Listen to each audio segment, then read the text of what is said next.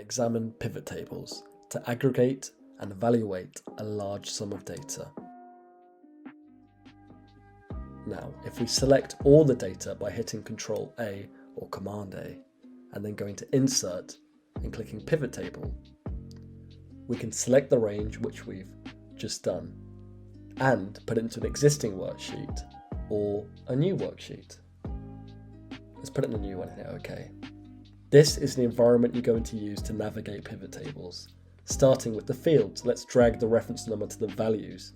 And there we have a very quick summary, but it's not quite what we want.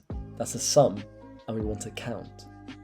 Just hit the I, go to count and select OK.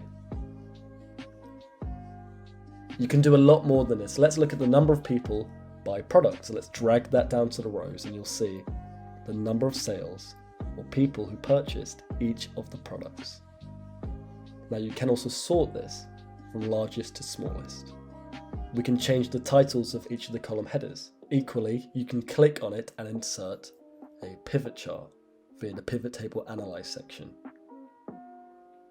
Let's make this a bit more complex. Drag product into the columns and you'll see quantity per year by product. We can drag it into the filters and explore specific product quantities. We can also look at the minimum, maximum, average, and standard deviation of our data, alongside the product, the count, etc. Feel free to have a play. Finally, we can remove the grand total if it's not required.